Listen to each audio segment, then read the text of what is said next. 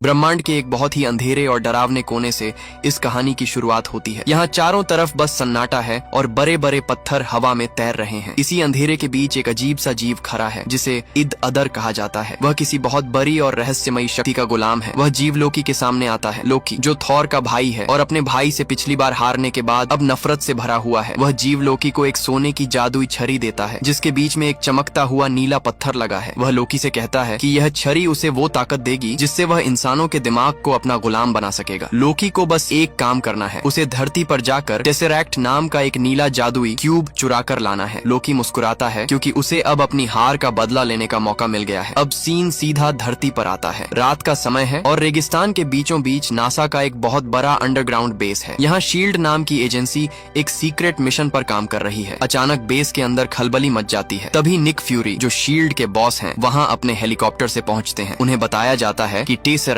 जो एक कांच के बक्से में बंद था अचानक से अजीब हो गया है। वह खुद ब खुद चमकने लगा है और उससे खतरनाक एनर्जी निकल रही है। डॉक्टर सेल्विक जो उस पर रिसर्च कर रहे थे घबराए हुए हैं क्योंकि मशीन उनके काबू से बाहर हो गई है। निक फ्यूरी बेस को खाली करने का आदेश देते हैं लेकिन तब तक बहुत देर हो चुकी थी। टेसरैक्ट से एक जोरदार नीली रोशनी निकलती है और कमरे के बीचों बीच एक पोर्टल खुल जाता है। उस धुएं और रोशनी के बीच से लोकी बाहर निकलता है। उसके हाथ में वही जादुई छड़ी है। शील्ड के गार्ड्स उसे रोकने की कोशिश करते हैं लेकिन लोकी की फुर्ती और जादुई ताकत के आगे कोई नहीं टिक पाता। वह अपनी छड़ी से बिजली जैसी किरणें छोड़ता है और पल भर में सबको ढेर कर देता है। तभी शील्ड का सबसे खतरनाक एजेंट क्लिंट बार्टन यानी हॉकाई वहां पहुंचता है। लोकी उसे मारता नहीं है बल्कि अपनी जादुई छड़ी हॉकाई के दिल पर लगा देता है। देखते ही देखते हॉकाई की आंखें नीली हो जाती हैं और वह लोकी का गुलाम बन जाता है। लोकी टेसरैक्ट को चुरा लेता है और फ्यूरी को घायल करके वहां से भाग जाता है। पीछे पूरा बेस फटने वाला होता है क्योंकि टेसरैक्ट की एनर्जी ने धरती के अंदर धमाका कर दिया है। निक फ्यूरी किसी तरह बचते हैं और समझ जाते हैं कि अब मामला उनके बस का नहीं है। वे तुरंत अपनी टीम को बुलाने का फैसला करते हैं जिसे एवेंजर्स कहा जाता है। सबसे पहले कहानी पहुंचती है रूस के एक पुराने गोदाम में। यहाँ नताशा रोमनॉफ यानी ब्लैक विडो को कुछ गुंडों ने कुर्सी से बांध रखा है और वे उसे पीट रहे हैं। गुंडों को लग रहा है कि उन्होंने नताशा को फंसा लिया है लेकिन असल में नताशा उनसे बातें उगलवा रही थी। तभी उसे एजेंट कोल्सन का फोन आता है कि हॉकाई खतरे में है। बार्टन का नाम सुनते ही नताशा का दिमाग घूम जाता है। वह कुर्सी से बंधे बंधे ही उन गुंडों की ऐसी धुलाई करती है कि वे अपनी जान की भीख मांगने लगते हैं। वह सबको धूल चटाकर वहां से निकल पड़ती है। उसका अगला काम है डॉक्टर ब्रूस बैनर को ढूंढना। अब कैमरा सीधा भारत के कोलकाता की तंग और भीड़ भाड़ वाली गलियों में आता है। यहाँ डॉक्टर ब्रूस बैनर एक मसीहा बनकर रह रहे हैं और गरीब लोगों का मुफ्त इलाज कर रहे हैं। वे दुनिया से छिपकर यहाँ इसलिए आए हैं ताकि उन्हें गुस्सा न आए, क्योंकि अगर उन्हें गुस्सा आया तो वे हल्क में बदल जाएंगे जो पूरी दुनिया तबाह कर सकता है। नताशा उन्हें एक सुनसान झोपड़ी में बुलाती है। वहाँ शील्ड के सैकड़ों जवान हथियारों के साथ छिपे हुए हैं। नताशा बैनर को टेसरैक्ट की फोटो दिखाती है और कहती है कि हमें आपकी ताकत की नहीं बल्कि आपके दिमाग की जरूरत है ताकि आप उस डिब्बे से निकलने वाली किरणों को ट्रैक कर सकें। बैनर थोड़े चिड़चिड़े हो जाते हैं और जवानों को डरा देते हैं लेकिन बाद में वे नताशा के साथ चलने के लिए मान जाते हैं। उधर निक फ्यूरी खुद जाते हैं स्टीव रॉजर्स यानी कैप्टन अमेरिका के पास। स्टीव एक जिम में अपनी पंचिंग बैग को इतनी जोर से मार रहे हैं कि वह फट जाता है। वे अभी भी अपनी पुरानी दुनिया की यादों में खोए हुए हैं क्योंकि वे 70 साल तक बर्फ में जमे हुए थे। फ्यूरी उन्हें टेसरैक्ट के बारे में बताते हैं और याद दिलाते हैं कि यह वही शक्ति है जिससे उन्होंने सालों पहले लड़ाई लड़ी थी। स्टीव अपनी जिम्मेदारी समझते हैं और फिर से अपनी ढाल उठाने को तैयार हो जाते हैं। इसके बाद हम देखते हैं टोनी स्टार्क यानी आयरन मैन को जो समुद्र के नीचे जाके कुछ टूटी हुई पाइप्स को रिपेयर कर रहे होते। रिपेयर करने के बाद टोनी अपने बुर्ज खलीफा जैसे बिल्डिंग स्टार्क टावर के ऊपर जाते हैं जहाँ उनके शूट को उनके रोबोट बहुत ही आसानी से निकाल देते हैं। वहीं पर हम मिलते हैं मिसेस पॉट्स से जो टोनी की जान जहान सब कुछ है। टोनी और पॉट्स एंजॉय कर ही रहे थे तभी वहाँ एजेंट फील आ जाता है और वो टोनी स्टार्क को एक लैपटॉप देता है। उस लैपटॉप में नताशा, कैप्टन अमेरिका और हल्क का पुराना वीडियो होता है। इसका मतलब साफ साफ था कि निक फ्यूरी के अवेंजर्स टीम यही है। जब टोनी स्टार्क को पता चलता है टेसरैक्ट चोरी हो चुका है तो उनका जीनियस दिमाग उसे सुलझाने के लिए उतावला हो जाता है। अब ये सारे अनोखे लोग एक साथ आने वाले हैं लेकिन क्या ये एक दूसरे के साथ मिलकर काम कर पाएंगे क्योंकि लोकी की चालें बहुत खतरनाक हैं। अब कहानी आगे बढ़ती है और हम देखते हैं शील्ड का वो विशाल उड़ता हुआ मुख्यालय जिसे हेली कैरियर कहा जाता है। यह एक ऐसा समुद्री जहाज है जो समुद्र की लहरों से ऊपर उठकर बादलों के बीच गायब हो सकता है। कैप्टन अमेरिका और ब्रूस बैनर पहली बार यहाँ एक दूसरे से मिलते हैं। स्टीव के लिए यह सब जादू जैसा है जबकि बैनर थोड़े घबराए हुए हैं क्योंकि उन्हें डर है कि कहीं उनके अंदर का हल्क बाहर न आ जाए। निक फ्यूरी उन सबको समझाते हैं कि लोकी कोई साधारण चोर नहीं है, वह एक एक देवता है और उसके पास असीमित शक्तियां हैं। नताशा, ब्लैक विडो भी वहाँ मौजूद है और वे सब मिलकर लोकी की लोकेशन ट्रैक करने की कोशिश करते हैं। लोकी को दुनिया की नजरों में आना पसंद है, इसलिए वह खुद को छिपाने के बजाय जर्मनी के स्टटगार्ट शहर में एक बहुत बड़े प्रोग्राम के बीच में प्रकट होता है। लोकी वहाँ एक म्यूजियम में घुसता है जहाँ बहुत अमीर लोग पार्टी कर रहे होते हैं। उसका मकसद है एक खास तरह की दुर्लभ धातु इरिडियम चुराना, जो टेसेरैक्ट की ऊर्जा को काबू करने के लिए जरूरी है। लोकी वहाँ पहुँचते ही तबाही मचा देता है। वह एक आदमी को पकड़कर उसकी आंख का स्कैन लेता है ताकि तिजोरी खोली जा सके। म्यूजियम के बाहर भगदड़ मच जाती है। लोकी अपनी जादुई छड़ी से सबको डराता है और चिल्लाकर कहता है, झुक जाओ मेरे सामने, तुम इंसान इसी के लायक हो, तुम्हें आजादी नहीं बल्कि गुलामी पसंद है। डरे हुए लोग घुटनों पर बैठ जाते हैं, लेकिन तभी एक बूढ़ा आदमी खड़ा होता है और कहता है, मैं तेरे जैसे सनकी के सामने नहीं झुकूंगा। लोकी उसे मारने के लिए अपनी छड़ी उठाता है और उस बूढ़े पर हमला कर देता है। तभी उसी पल कैप्टन अमेरिका की एंट्री होती है। स्टीव रॉजर्स अपने नीले सूट और ढाल के साथ लोकी के सामने खड़ा हो जाते हैं और कहते हैं, पिछली बार जब मैं जर्मनी आया था तब भी एक आदमी यानी हिटलर यही सब कह रहा था और हम सब ने देखा कि उसका क्या अंजाम हुआ। लोकी और कैप्टन के बीच जबरदस्त फाइट शुरू हो जाती है। लोकी की ताकत बहुत ज्यादा है, वह कैप्टन को धूल चटाने लगा है। तभी आसमान में एक तेज संगीत गूंजता है और लोकी के ऊपर हमला होता लोकी पीछे जा गिरता है। टोनी स्टार्क अपने चमकते हुए सूट में उतरते हैं और अपनी सारी मिसाइलें लोकी की तरफ तान देते हैं। टोनी मजाक में कहते हैं, चलो रॉक स्टार, अब सरेंडर कर दो। लोकी समझ जाता है कि अभी लड़ना समझदारी नहीं है, इसलिए वह अपने हाथ ऊपर कर लेता है। शील्ड की टीम लोकी को पकड़कर अपने जेट में बैठा लेती है। जेट में टोनी स्टार्क और स्टीव रॉजर्स के बीच पहली बार बातचीत होती है जो बहस में बदल जाती है। टोनी को स्टीव पुराने जमाने के लगते हैं और स्टीव को टोनी बहुत घमंडी। तभी अचानक मौसम बिगड़ने लगा है, जोर जोर से बिजली कड़कने लगी है। नताशा कहती है कि यह साधारण तूफान नहीं है। तभी जेट की छत पर किसी के गिरने की आवाज आती है। दरवाजा खुलता है और अंदर आता है एक हाथ में हथौड़ा लिए लंबा चौड़ा आदमी।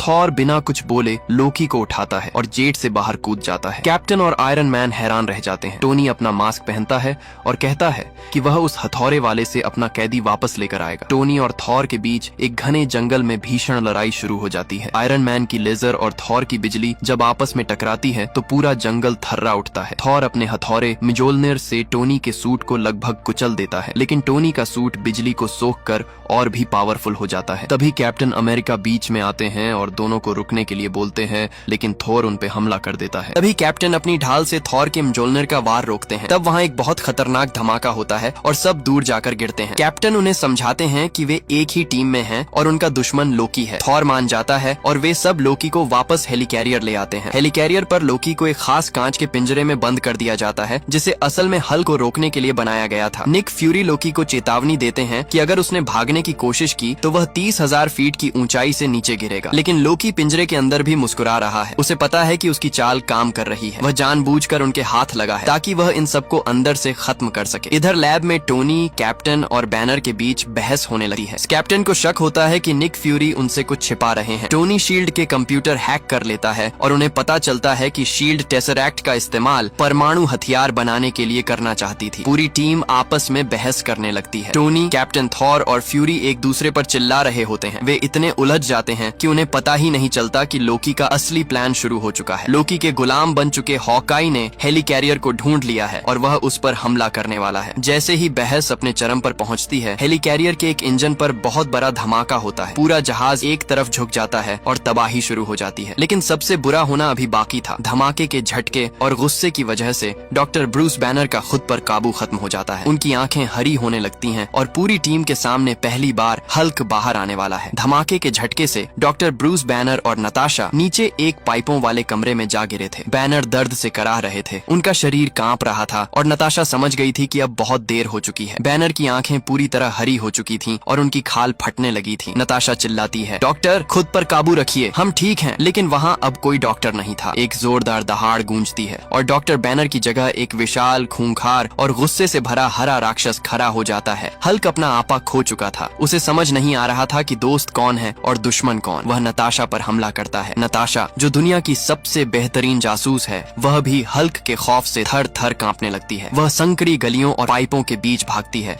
जबकि हल्क लोहे की दीवारों को कागज की तरह फाड़ते हुए उसके पीछे आता है। ठीक उसी पल जब हल्क नताशा को पकड़ने वाला होता है, थॉर बीच में कूद पड़ता है। थॉर हल्क को कंधे से टक्कर मारता है और उसे एक लैब के कमरे में ले जाता है। थॉर अपने हाथ बढ़ाता है और उसका म्योलनिर उसके पास आ जाता है। वह हल्क के मुंह पर एक जोरदार वार करता है, लेकिन हल्क को उससे और ज्यादा गुस्सा आ जाता है। वह थॉर को उठा उठा कर पटकने लगता है। उधर जहाज के बाहर का नजारा और भी बुरा था। इंजन नंबर 3 पूरी तरह रुक चुका था और विशालकाय हेलिकैरियर समुद्र की तरफ गिरने लगा था। निक फ्यूरी चिल्लाकर आदेश देते हैं कि इंजन को तुरंत ठीक करो वरना हजारों लोग मारे जाएंगे। टोनी स्टार्क और कैप्टन अमेरिका अपनी आपसी बहस भूलकर एक साथ काम करने निकल पड़ते हैं। टोनी अपने सूट की मदद से पंखे के अंदर घुसता है ताकि उसे धक्का देकर फिर से चालू कर सके, जबकि कैप्टन को बाहर के पैनल पर जाकर तारों को जोड़ना था। यहाँ इन दोनों के बीच पहली बार वो तालमेल दिखता है जो एक टीम के लिए जरूरी है। टोनी चिल्लाता है, कैप वो लीवर खींचो। कैप्टन बिना डरे गोलियों की बौछार के बीच कूदते हैं और इंजन को चालू करने में मदद करते हैं। टोनी को उस विशाल पंखे के ब्लेड्स के बीच अपनी जान जोखिम में डालनी पड़ती है ताकि जहाज हवा में बना रहे। इसी बीच लोकी का गुलाम बना हॉकाई अपने छोटे जहाजों के साथ हेलिकैरियर पर लगातार गोलियां बरसा रहा था। उसका निशाना सीधा निक फ्यूरी के केबिन पर था। नताशा किसी तरह हल्क से बचकर बाहर निकलती है और हॉकाई का सामना करने जाती है। यहाँ दो पुराने दोस्तों के बीच जंग होती है। नताशा जानती है कि हॉकाई उसका दुश्मन नहीं है, बस उसके दिमाग पर लोकी का कब्जा है। वह हॉकाई को सिर पर एक जोरदार चोट मारती है। यह चोट इतनी सटीक थी कि लोकी का जादुई असर टूट जाता है, पर असली त्रासदी अभी लोकी के पिंजरे के पास होनी बाकी थी। लोकी ने बहुत ही चालाकी से थॉर को उसी कांच के पिंजरे में फंसा दिया जो कभी हल्क के लिए बना था। एजेंट फिल कोल्सन, जो कैप्टन अमेरिका के बहुत बड़े फैन थे और एक बहुत ही नेक इंसान थे, लोकी को रोकने के लिए एक प्रोटोटाइप गन लेकर पहुंचते हैं। वे लोकी को पीछे से ललकारते हैं, लेकिन लोकी अपनी मायावी शक्ति से उनके पीछे प्रकट होता है और अपनी जादुई हथियार सीधे कोल्सन के सीने के पार कर देता है। थॉर बेबसी में चिल्लाता रह जाता है। उसके बाद लोकी एक बटन दबाता है और थॉर वाला वो पिंजरा 30,000 फीट की ऊंचाई से नीचे गिरने लगा है। लोकी वहाँ से एक जेट लेकर भाग निकलता है। निक फ्यूरी कोल्सन के पास पहुँचते हैं, लेकिन बहुत देर हो चुकी थी। कोल्सन अपनी आखिरी सांसें लेते हुए कहता है, सर ये सब ठीक है, एवेंजर्स को एक झटके की जरूरत थी ताकि वे एक साथ आ सकें। कोल्सन की मौत पूरी टीम के लिए एक सदमा थी। निक फ्यूरी खून से सने हुए कैप्टन अमेरिका के ट्रेडिंग कार्ड्स जो कोल्सन के थे टेबल पर रखते हैं। टोनी और कैप्टन एक मेज पर खामोश बैठे होते हैं। वे हार चुके थे। लोकी भाग गया था, टेसरैक्ट उसके पास था, टीम बिखरी हुई थी और उनका एक साथी मर चुका था। टोनी स्टार्क को अचानक समझ आता है कि लोकी ने उन्हें सिर्फ हराया नहीं है बल्कि उन्हें एक पहेली की तरह सुलझा लिया है। वह सोचता है कि लोकी अब कहाँ जाएगा। उसे याद आता है कि लोकी एक घमंडी देवता है। उसे दुनिया के सामने अपनी जीत का जश्न मनाना है। वह ऐसी जगह जाएगा जहाँ से पूरी दुनिया उसे देख सके। टोनी चिल्लाकर कहता है, वो स्टार्क टावर जा रहा है। टोनी अपना टूटा फूटा सूट पहनता है और न्यूयॉर्क की तरफ उड़ान भरता है। स्टीव, नताशा और हॉकाई, जो अब ठीक हो चुका था, एक जेट लेकर उसके पीछे निकलते हैं। अब जंग शुरू होने वाली थी। न्यूयॉर्क पर जहाँ आसमान खुलने वाला था और एक ऐसी फौज आने वाली थी जिसे धरती ने पहले कभी नहीं देखा था। न्यूयॉर्क का आसमान बिल्कुल साफ था, लेकिन स्टार्क टावर की छत पर मौत का सामान तैयार हो रहा था। डॉक्टर सेल्विक, जो अभी भी लोकी के जादू के असर में थे, उन्होंने उस मशीन को चालू कर दिया था जिसमें टेसरैक्ट लगा हुआ था। टोनी स्टार्क सबसे पहले वहाँ पहुँचते हैं। उनका सूट लड़ाई की वजह से काफी खराब हो चुका था। टोनी अपने टावर के अंदर जाते हैं और लोकी से आमने सामने बात करते हैं। टोनी उसे डराने के बजाय उसका मजा लेने लगते हैं। टोनी कहते हैं, तुमने यहाँ आकर बहुत बड़ी गलती कर दी। तुम्हारे पास सेना होगी, तुम देवता होगे, लेकिन हमारे पास एक टीम है जिसे हम एवेंजर्स कहते हैं। लोकी कहता है कि उसने तो टीम को अंदर से खत्म कर दिया है। फिर स्टार्क बोलता है, हमारी टीम को तो तुम्हारा बाप भी नहीं खत्म कर सकता, तू क्या करेगा। लोकी चिढ़कर टोनी के सीने पर अपने जादुई हथियार से हमला करता है, लेकिन टोनी के दिल में लगा हुआ आर्क रिएक्टर उस जादू को अंदर जाने से रोक देता है। लोकी हैरान रह जाता है। वह टोनी को वहाँ से नीचे फेंक देता है। टोनी हजारों फीट की ऊंचाई से नीचे गिर रहे होते हैं, लेकिन तभी उनका नया मार्क 7 सूट उड़कर आता है और हवा में ही उनके शरीर पर फिट हो जाता है। आयरन मैन वापस ऊपर आते हैं और लोकी को एक जोरदार टक्कर मारते हैं, पर तभी आसमान में एक धमाका होता है। टेसरैक्ट से निकली नीली रोशनी बादलों को चीरकर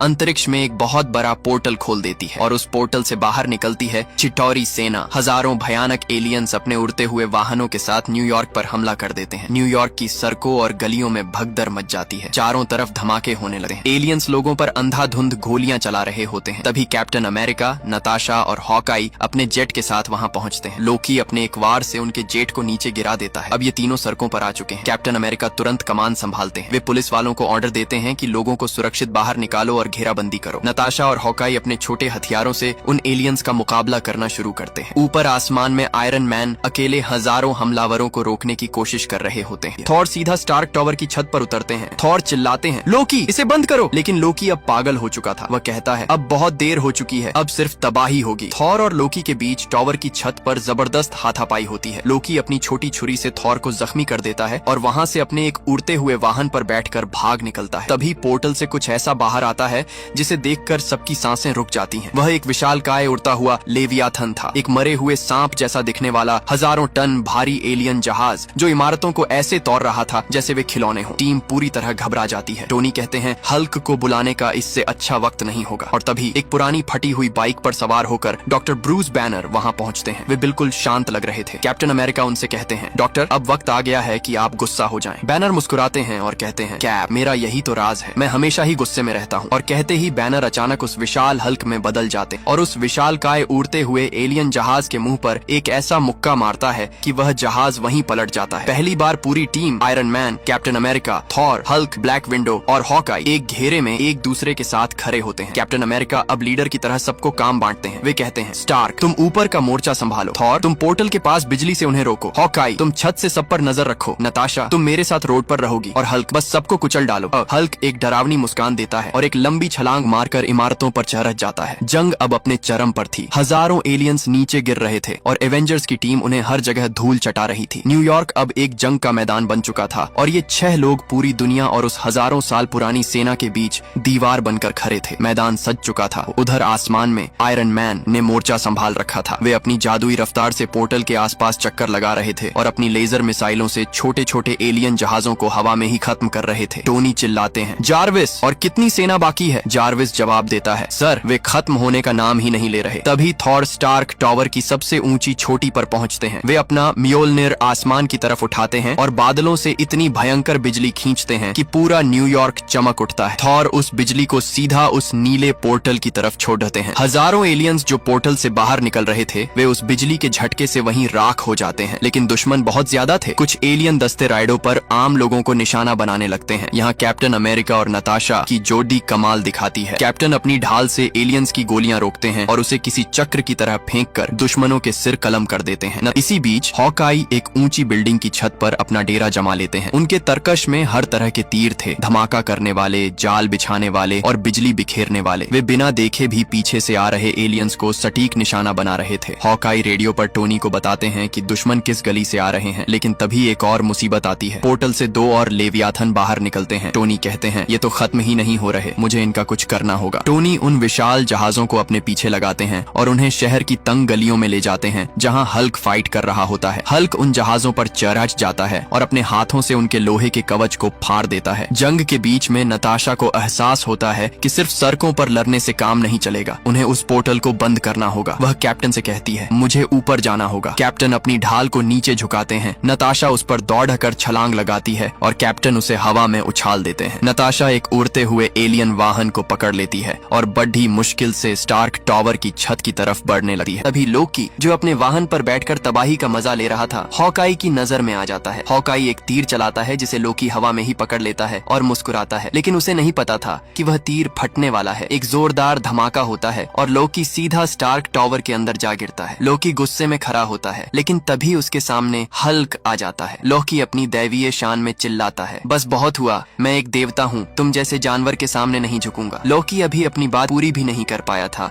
कि हल्क उसका पैर पकड़ता है और एक तरफ से दूसरी तरफ जमीन पर इतनी जोर जोर से पटकता है जैसे कोई बच्चा अपना खिलौना पटक रहा हो। लोकी की हालत खराब हो जाती है। वह गड्ढे में पराबस कराह रहा होता है। हल्क जाते जाते कहता है डरपोक देवता। इधर नताशा छत पर पहुंच जाती है जहां डॉक्टर सेल्विक का जादू अब टूट चुका था। सेल्विक बताते हैं कि लोकी की उस जादुई हथियार में ही वो ताकत है जो इस पोर्टल को बंद कर सकी है। नताशा उस हथियार को उठाती है और उसे पोर्टल की एनर्जी बीम के पास ले जाती है। लेकिन तभी निक फ्यूरी के पास एक बुरी खबर आती है। सरकार के नेताओं ने फैसला किया है कि न्यूयॉर्क को बचाने के लिए उस पर एक न्यूक्लियर मिसाइल छोड़ी जाए। निक फ्यूरी चिल्लाते हैं यह पागलपन है, मेरे लोग वहाँ लड़ रहे हैं। लेकिन उनकी कोई नहीं सुनता। एक जेट से परमाणु मिसाइल न्यूयॉर्क की तरफ छोड़ दी जाती है। टोनी स्टार्क को इसका पता चलता है। वे जानते हैं कि अगर यह मिसाइल शहर से टकराई तो लाखों लोग मर जाएंगे। आयरन मैन कहते हैं मैं इसे मोड़ सकता हूँ। वे अपनी पूरी ताकत लगाकर उस मिसाइल को पकड़ लेते हैं। जारविस कहता है सर आपके सूट की पावर खत्म हो रही है, वापस आने की गारंटी नहीं है। टोनी बिना डरे उस मिसाइल को अपने कंधों पर उठाते हैं और सीधा उस नीले पोर्टल के अंदर घुस जाते हैं। पूरी दुनिया और टीम नीचे से देख रही होती है लेकिन पोर्टल के अंदर अब क्या हो रहा था ये किसी को नहीं पता था। टोनी एक ऐसी दुनिया में थे जहाँ हजारों एलियन जहाज और उनका मुख्य अड्डा था। उसके बाद आयरन मैन उस मिसाइल को छोड़ते हैं और वह सीधा एलियंस के बेस से जा टकराती है। एक बहुत खतरनाक धमाका होता है और पूरी एलियन सेना वहीं खत्म जाती है और सारे एलियंस मरने लगते हैं। लेकिन आयरन मैन का सूट बंद हो जाता है और वे अंतरिक्ष के उस काले सन्नाटे में बेहोश होकर नीचे गिरने लगते हैं। नताशा छत पर थी और लोकी की हथियार लेकर इंतजार कर रही थी कि कब आयरन मैन बाहर आए ताकि वह पोर्टल को बंद कर सके। कैप्टन अमेरिका, थॉर और बाकी सबकी सांसें रुकी हुई थी। कैप्टन अमेरिका रेडियो पर चिल्लाते हैं, नताशा अब और इंतजार नहीं कर सकते, इसे बंद करो। नताशा भारी मन से लोकी की हथियार को मशीन के अंदर डालती है। नीली रोशनी का वो खंभा गायब हो जाता है और पोर्टल धीरे धीरे छोटा होने लगता है। ठीक उसी पल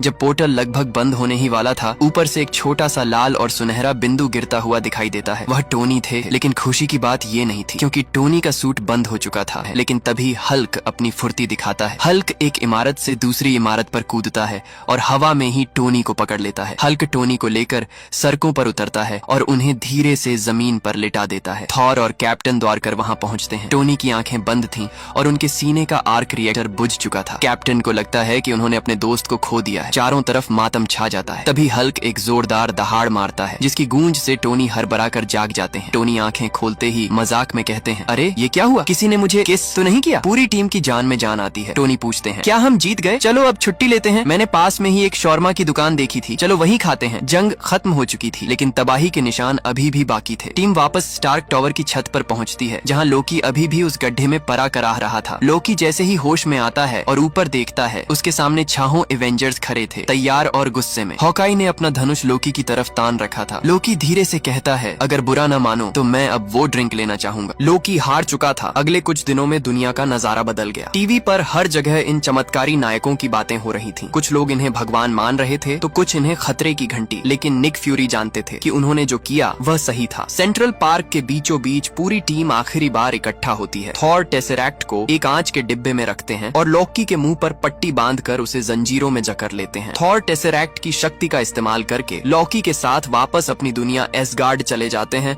ताकि लोकी को वहां सज्जा मिल सके। बाकी टीम भी अपने अपने रास्तों पर निकल जाती है। टोनी स्टार्क और ब्रूस बैनर टोनी की शानदार कार में बैठकर निकल जाते हैं। दो जीनियस दिमाग अब साथ काम करने वाले थे। नताशा और हॉकाई अपनी अगली ड्यूटी पर चले जाते हैं और कैप्टन अमेरिका अपनी पुरानी बाइक उठाकर नई दुनिया को समझने निकल जाता है। निक फ्यूरी से उनकी बॉस मारिया हिल पूछती है, सर वे अब कहाँ हैं? फ्यूरी जवाब देते हैं, वे अपनी अपनी जगह पर हैं, लेकिन जब भी हमें उनकी जरूरत होगी वे वापस आएंगे। कहानी यहाँ खत्म नहीं होती। फिल्म के क्रेडिट्स के बीच में एक और सीन आता है। हमें फिर से वही अंधेरा कोना दिखता है और द अदर अपने आका को रिपोर्ट दे रहा है। वह कहता है, इंसानों से लड़ना मौत को न्योता देना है। तभी वह आका धीरे से मुड़ता है और मुस्कुराता है। यह थैनोस था। मार्वल की आने वाली बड़ी तबाही का असली चेहरा पहली बार दुनिया के सामने आता है। दोस्तों कमेंट में बताना आपको डीसी की मूवी पसंद है या मार्वल का। तब तक के लिए बाय बाय, टेक केयर, मिलते हैं अगले वीडियो।